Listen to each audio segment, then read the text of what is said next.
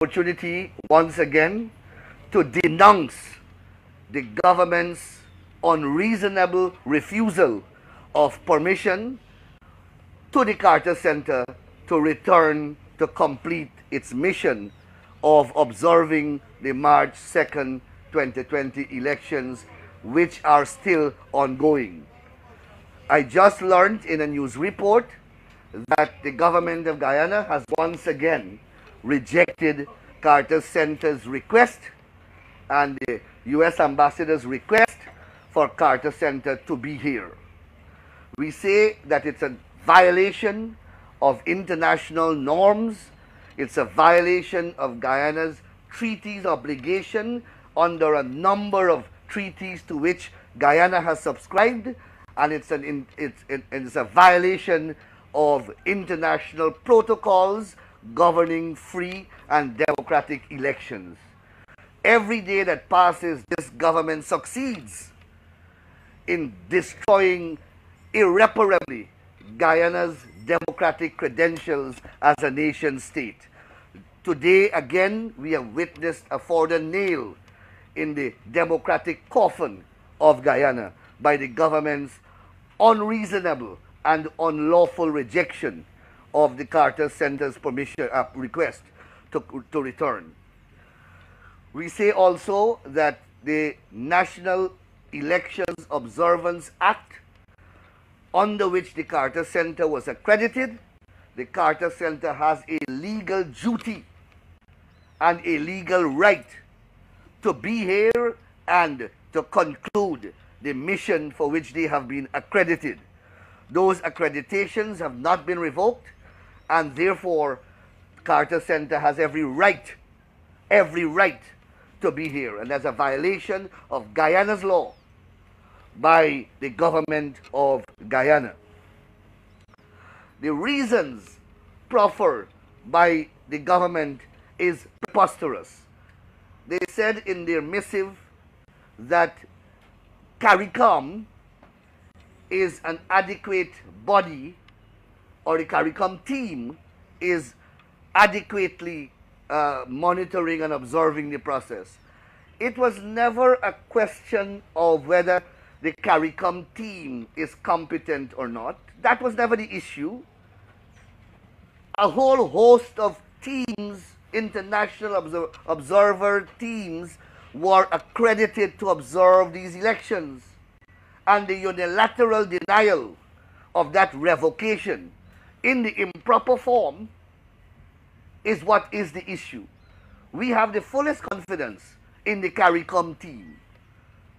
But you know that the more observers available, the better it would be for the process.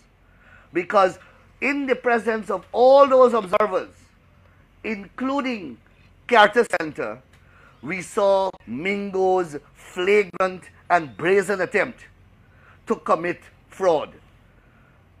And we believe that once the observers are here, as many as possible, it can only bolster the integrity of the system. This is a government that is claiming that it has won the elections.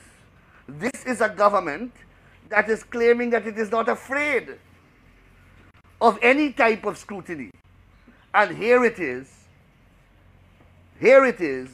that they are doing everything using the state's powers unlawfully to deny oversight and deny scrutiny.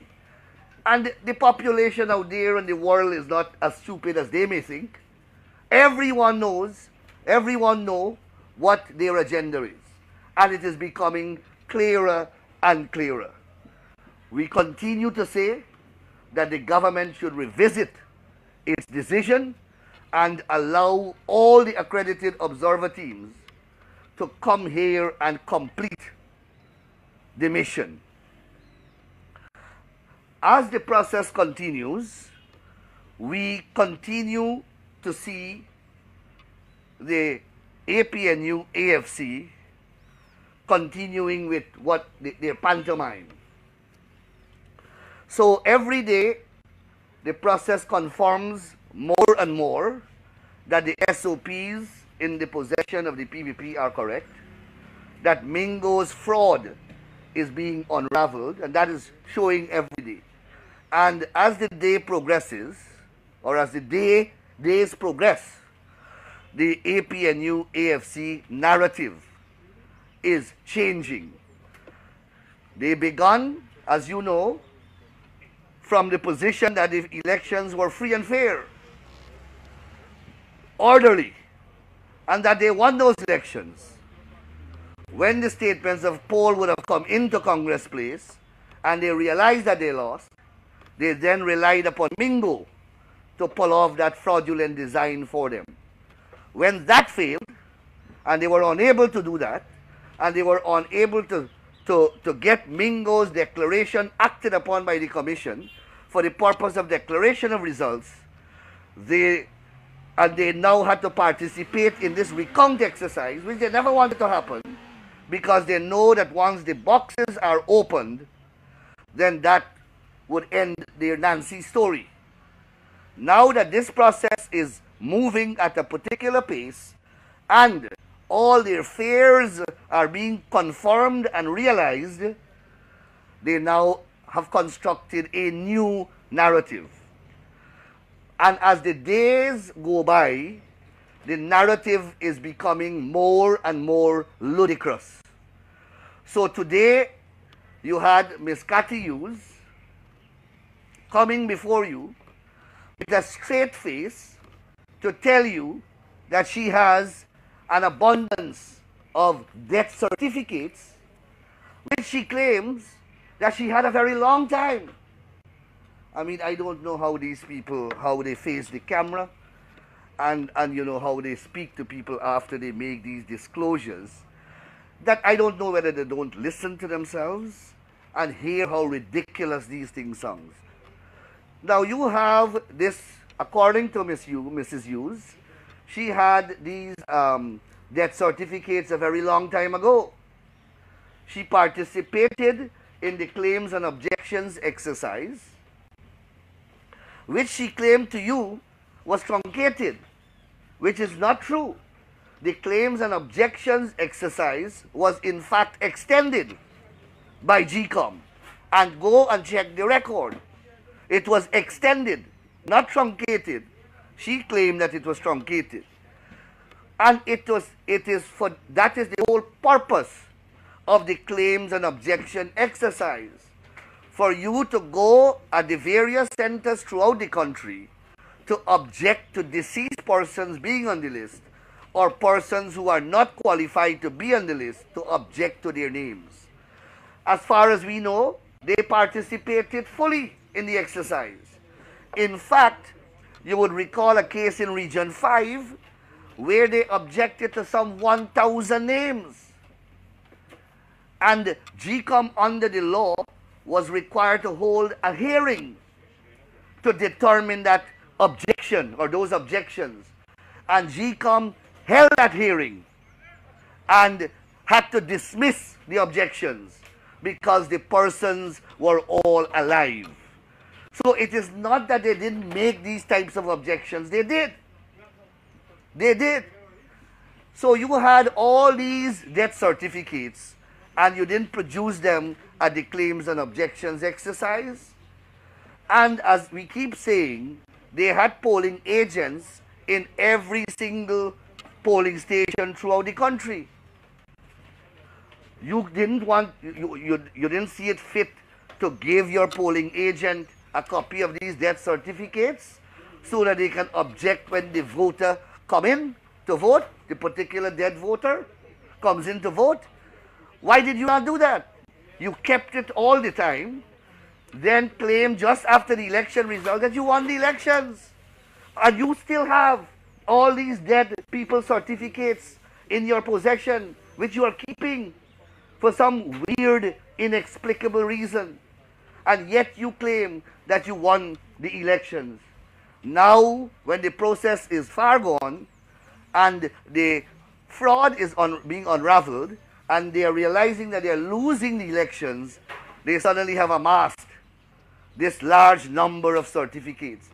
And you know, I heard Mrs. Hughes from this podium make the bizarre allegation that all the presiding officers were in conspiracy with the PPP to allow dead people to vote. Oh my God. She has slandered or libeled and defamed the character and reputation of thousands of Guyanese who worked on elections day. Not only her own polling agents, because apparently they do anything to their supporters, but she has now indicted, ridiculed, and damaged the standing and reputation of thousands of presiding officers and assistant presiding officers who worked on election day by accusing them of being in some conspiracy with the PPP to allow dead people to vote. You just have to listen to these allegations and you realize how ludicrous they are. They claim that they have these death certificates. For all you know, they got Felix. They got Felix to print out fictitious death certificates.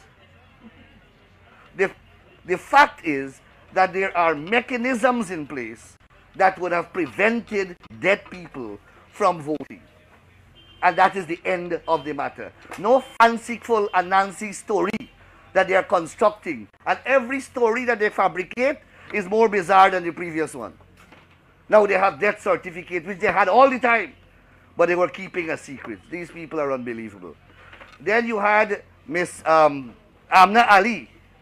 She's another newcomer who has emerged from I don't know where, because we haven't heard or seen her for a while. Now she has come up with this story that one dead man can invalidate a whole election. Well, invalidation and validation of elections is a matter of law.